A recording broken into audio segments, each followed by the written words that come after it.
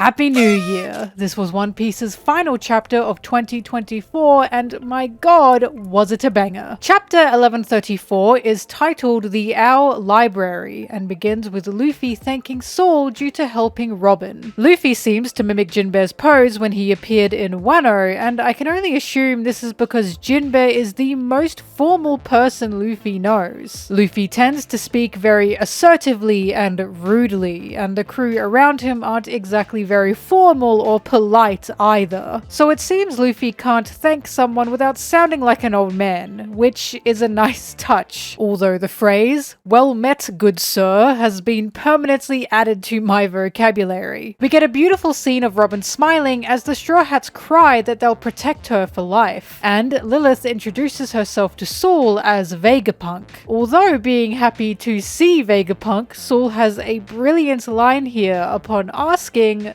"Why are you a woman?" Saul really said, "I don't get it, but congrats on the transition." Lilith then unloads a Stellar clone who was used to travel the world while Vegapunk was stuck in the lab. And of course, the guy who cloned himself has a clone. This is a clone lowering a box with a clone, although I have to wonder if this clone is different or somewhat defective in some way, since Vegapunk couldn't perfectly clone devil fruits. And we know Stella had one of those. Bonnie finally asks Lilith if she can fix Kuma, and Lilith says a very confident "of course." When I tell you my heart melted, I mean it melted. I want nothing more than for Kuma and Bonnie to be happy, so I'm more than excited to see Kuma's mind return. From here, we are introduced to a bunch of giants, many being kids, as Zoro, for some reason, wants to slash them? Slash these children?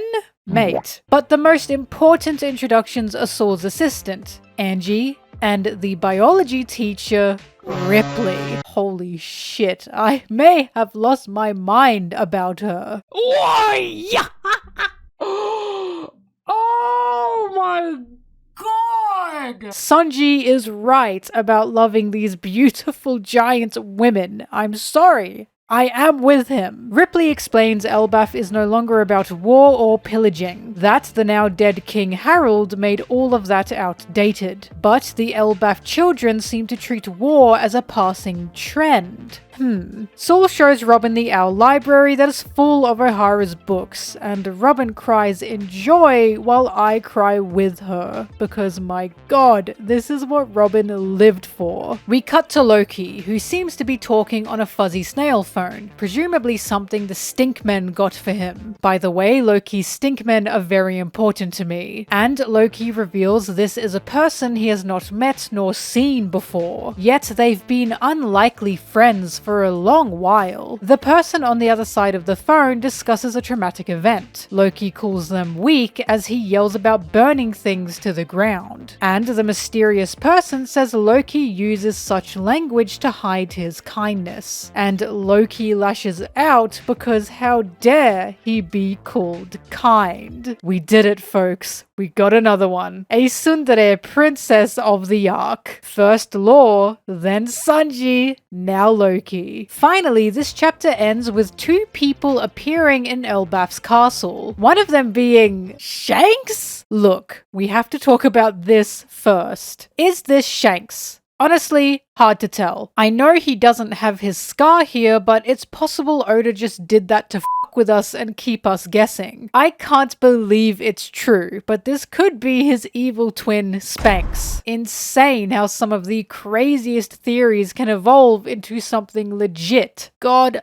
I love One Piece. However, going off the presumption this isn't Shanks, I would put my bets on a clone over a brother, only because the world government was always interested in clone technology and definitely wanted it to create perfect soldiers. I wouldn't be surprised if all the Holy Knights were clones for the world government's use and disposal. The second thing to look at here is Elbaf's generational gap. The children of Elbaf certainly do not hold the same views as Dory and Broggy, and I can now safely say Rodo really is just a freak. The only thing is, we have been told Elbaf doesn't care much about the outside world. It seems King Harold wanted peace, But was this a true peace? Could the message of Elbaf be that a country cannot be at true peace unless the world is also at peace? Otherwise, this leads to a self-absorbed nationalism that risks ignorance of the outside world. I'm not sure as of yet, but I do still think Elbaf will explore nationalism and ignorance. Last but not least, a very intriguing part of this chapter is Loki's pen pal. Who could this possibly be? I believe this is someone we've already met. So, considering their weakness, their fearful state, their overly polite speech, and their timidness, I'm guessing Shirahoshi. There's a line of the pen pal asking Loki not to yell at them, which is the same thing Shirahoshi said to Luffy upon meeting. The traumatic event the pen pal is talking about could be the Celestial Dragons trying to enslave her at the Reverie, which would be in line with Loki saying he'd burn them and the whole place to the ground. And Loki has never met this person before, with both parties being trapped in different places. Loki to a tree, and Shirahoshi previously in her room. If anyone's qualified for a pen pal, it's these two. Also, I think it would be fantastic to show Loki really is a big softie by having him be friends with the biggest crybaby in the series. I say this with love because I just adore Shirahoshi. At the same time, we have no idea how long Loki has been friends with this person. So it's possible the timelines don't add up and it's not Shirahoshi at all. For now, that's just my guess. I love Shirahoshi, so I'd love for her to come back into the main story with this connection. And that's all I really have to say. I thought this was a brilliant chapter to end the year on, and I can't wait to see what Oda has in store for us in 2025. What did you think of this chapter? Did Ripley make you scream and fall out of your chair like I did? Did Loki's tsundere ass capture your heart? I encourage any and all conversations in the comments. Just be nice to each other. We are civil in this book club. Please take note I only read the officials, so these chapter videos will only coincide with the officials. If you'd like to see my chapter reactions in real time, you can join me on Twitch or my YouTube VOD channel. Please be aware they're a bit rambly because I get too excited about One Piece to collect myself in my live streams. Thank you,